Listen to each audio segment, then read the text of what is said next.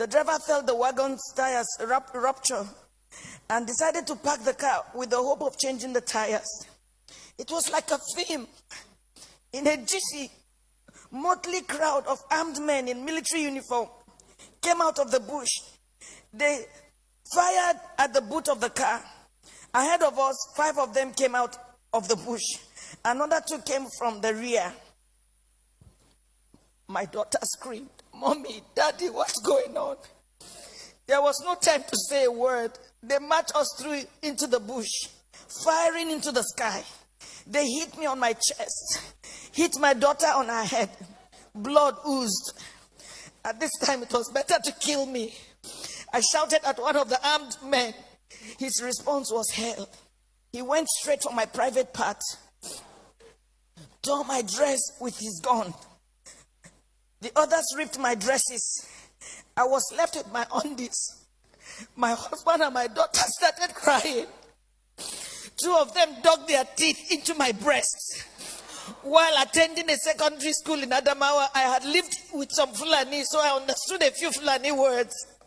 I started pleading, at least for my daughter. To my shock, at gunpoint, they removed the dress of my little girl. One of them carried her on his head as a baby, as my baby struggled, shouting, "Daddy, Mommy, what's going on? Help me!" I could not help myself.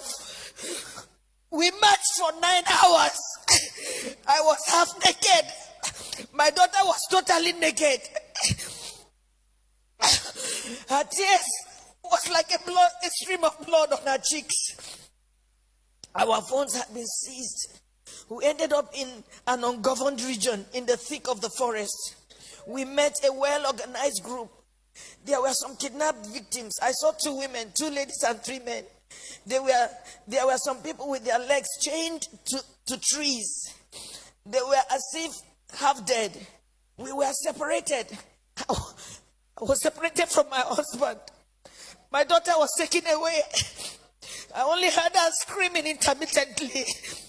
I did not know what they were doing to her. These men, now about 2 dozen, had a full kitchen.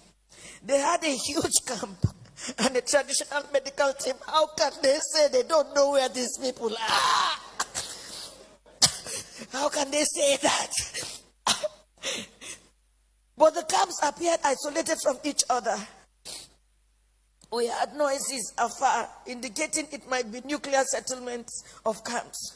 Right in my presence, I saw them pack the remains of a woman. They took her and buried her a few meters away from us. She had tribal marks. I cannot describe the agony of 6 days in captivity in this little piece. I cannot talk about how they asked my husband to choose between myself being raped or his daughter being raped. My husband broke down in uncontrollable tears. One of them hit him saying, "Yoruba bastard, you dey cry, idiot." They now gave him an option that he should be raped by one homosexual among them. My husband, a devout Muslim. My husband is a devout Muslim. He told them that homosexual and rape of any kind was against Islam. They hit him with the butt of AK-47. What do you know about Islam? You can imagine, you are being asked to choose between being raped by a homosexual, your daughter just 9 years old, or your wife being raped. They gave the 4th option. If you fail to choose one, we would rape your daughter, rape you, the man, and rape me, the wife. I made myself the sacrificial lamb. My husband begged, saying they should name any price. One of them asked him to bend down. 3 beastly criminals sat on his back, jumping until he was too weak to stand.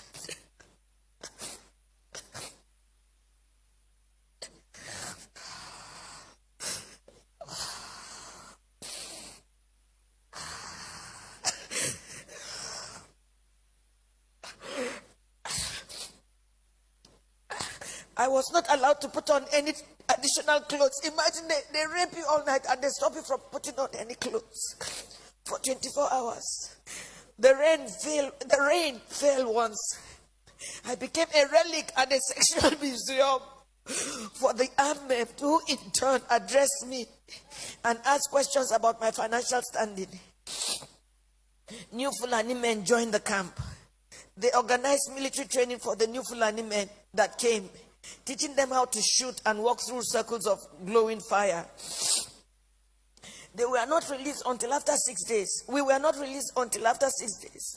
We had to walk the same zigzag journey back to the main road, our eyes blindfolded. During the negotiation to pay, they said the money was not for them alone, that they had to settle those who sent them. For me, I see a thriving organized crime supported by powerful political interests. Now, I do not think we were released to freedom after paying a whopping 8 million naira. I do not think we can ever be free.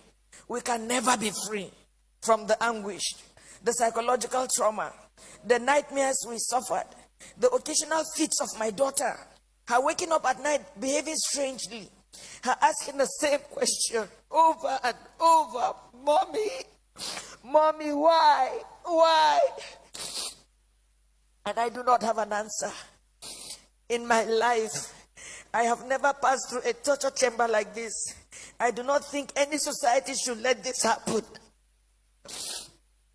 I do not know the fate of those we met and about 7 other people brought during the 6 days we were in captivity. What I saw was a nation that has collapsed, but pretends she lives.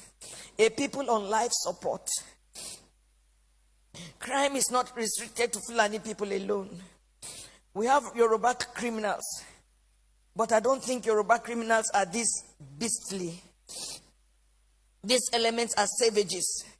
I can't imagine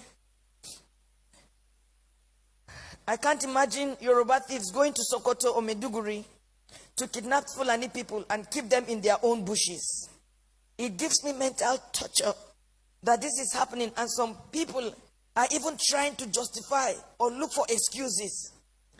Well, as a devout Muslim,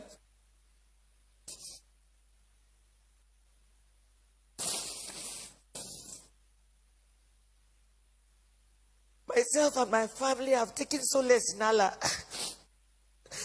Not the Nigerian police, not the army, not the government. We have taken our faith the way it came. This is supposed to be fate.